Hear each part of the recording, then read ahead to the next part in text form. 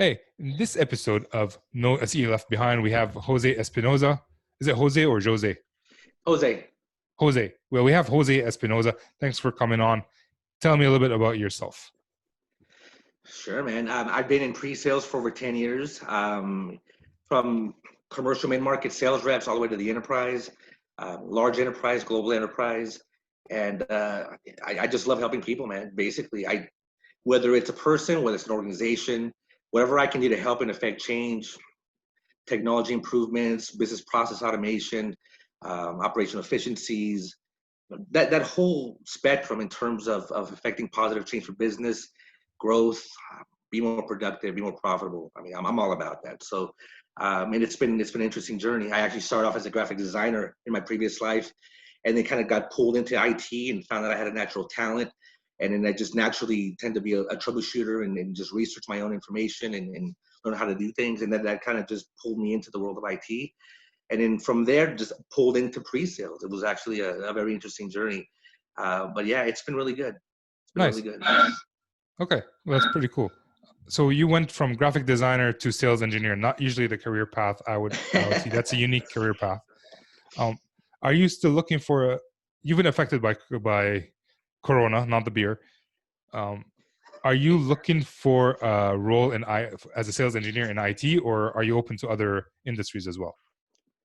Yeah, I'm pretty open. The thing is, it's really difficult for me to just concentrate on one area, only because throughout the journey, either I worked for organizations where they either had their own, what we call homegrown software, SaaS or on-prem, or actually partnered with other organizations and kind of had to sell that as well. So in that environment, and also even working with multiple channels, different resellers, you get to kind of really touch different endpoints, right? So if we're going in there talking about maybe how to streamline some kind of business process, we might be looking at certain things and how to maybe make that possible. If we're getting more technical, maybe how to move part of the infrastructure in IT to the cloud, for example. It's a whole other dynamic. There's point solutions out there. There's, especially on the SaaS space, it's just really becoming really popular. So that whole dynamic is a little bit different. It's awesome working in SaaS because usually the whole organization focuses on that one platform, right? So if you're looking at, there's CRMs out there like Salesforce. You're looking at someone like DocuSign, for example. These are leaders in their field, and they're all SaaS. Everyone lives and breathes that technology regardless of whether they're in sales or not, the whole company's wrapped around that. Yeah. Other organizations or even resellers or vendors might have a whole slew of different technologies. So if we're going to get into maybe business process automation, for example, if we're going to get into maybe more digital transformation, we may pull into pieces of that. Maybe we want to leverage some kind of business process and make it more streamlined. So we're going to maybe integrate with a back-end system, content management system, pull in DocuSign, maybe automate another piece of this, getting into even desktop software. It just really depends, but it's a lot of fun, and you have to have kind of a wide breadth of technology experience and see what's out there. Everything from, again, a point solution. We're going all the way to desktop virtualization, disaster recovery, data protection. I just love technology in general. So it's hard for me to just really settle on one area. It's like you enjoy sports. Yeah, a little bit of feedback. So you enjoy sports in general. You don't have to be specific with one, and you can excel in pretty much all of them. I am curious. You mentioned that you were a graphic designer and you got pushed into sales engineering. What did the hiring manager for that sales engineering team see in you? What are your strengths that you were offered that job? That's a good question. When I got into that role initially, back in the day, I got my start with Xerox. It's a very different Xerox today, and Xerox was about 10 years ahead of the competition. Like, for example, most people don't realize that the Adobe PostScript came really out of Xerox PARC, for example. So when I was contracted by Xerox for about a year, it was for a special project with LAUSD. Back in the day, they were really going for this textbook replacement program, right? So a lot of politics involved, a lot of technology. Enterprise content management wasn't like it is today. We were building it from scratch, and I was contracted for a year to basically establish some processes in terms of digital conversion, media, documents, hard copy, digital, curriculum, for example, and really getting this ready to go into this new content management system. That whole project was pretty interesting, really crazy, because you had to deal with a lot of dynamics. Forget technology. I mean, that's the fun part, dealing with the school district and different groups pulling for funding, for example, and endless meetings and competition within departments. So I think that when at the end of that project, I just became very comfortable being in that kind of a setting, and that kind of launched me into on the pre-sale side. And what I was told, and actually it was a buddy of mine who left Xerox to go to a competitor. He basically said, hey, all you have to do is work with sales teams, and really they're trying to sell these services or products. And I'm like, sounds good to me. My expertise, though, in graphic design was very different, because there's a distinction between design and graphic art. They're two different sides of the same coin, but they're very different, right? So the expertise in the color production piece of it, and the graphics, lends itself to certain integration pieces with an environment. So I was brought in for those specific opportunities, and then from there it just kind of went outward. The challenge, though, for me, I found is very much the same.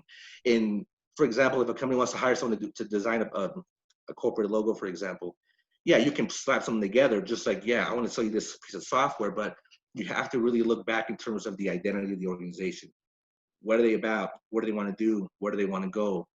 What is the way that the employees, how do they view themselves in that organization? All that really plays into this identity design piece. Same thing with software sales and sales engineering. It's not about just selling a piece of software. It's gonna make an impact in terms of, do we want to make them more profitable? Is it more about being more productive and man hours associated, and in the impact that it's going to have on different departments and employees, not just at the organizational level, but at the department level. So it's actually very similar, believe it or not. Very weird, but it's very similar in terms of how they fit together. Same perspective.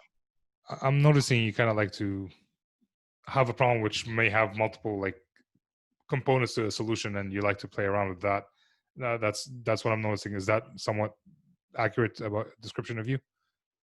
Yeah. I enjoy being challenged, right? And I enjoy complex scenarios like that. Especially because when it comes to the technical piece, you might have multiple points of integration, and in the business impact from an organizational standpoint, you have a whole other set of dynamics. So when we're discussing, for example, presenting to C-level, that 5 or 10 minute piece of time that you have with them, you need to make it effective. But there's all these underlying things that are happening in the background that contributes to that deal. Is that CEO on its way out? Is he or she going to be bringing in other leadership to help sponsor this project? Where are some of the other departments? How are they going to be affected by it? So you're looking at multiple dynamics at a business level, organizational culture, and technology. So that's like my cup of tea. I'm all about that. That's awesome. Nice. So why should sales engineer managers contact you versus somebody else? That's a great question. Wow. Well, I guess to put it simply, sales engineering for me isn't really a job. It's just kind of what I do, even in a non-professional setting. So if in terms of affecting change, being a technical evangelist, looking at a way to improve processes, solving issues, that's just a natural extension of who I am. More importantly, though, I think it's the relationship piece. When I support salespeople, especially anywhere in the global or major account space, you have to have that relationship with your sales team first. They're my internal customer. I've had situations where I was able to have very successful relationships with some of these reps that maybe were very challenging to SE managers. And I've been told on a few occasions, for example, I quote one manager, "I don't know what you did, but she loves you. And, as long as you keep her happy, I'm happy." And they had gone through about 2 or 3 different SEs throughout the last few years. And I wasn't trying to make her happy. It was just, we just work well together. So yeah, the relationship piece is a big one. Internally for your internal customers, sales team, and then the external customers. I still have customers today. I was just called last week about a project they want to work on. Hey, are you busy? Can you help me out? That relationship is going to continue way after the sale. So I think that's my biggest thing. Well, that is awesome. And we're gonna end it here. But good luck to you, man. I hope you find something soon, because you're a good SE. I know you, and you're a good SE. Thank you, sir. I appreciate it. This is awesome what you're doing too. Really appreciate it. Thank you. My pleasure.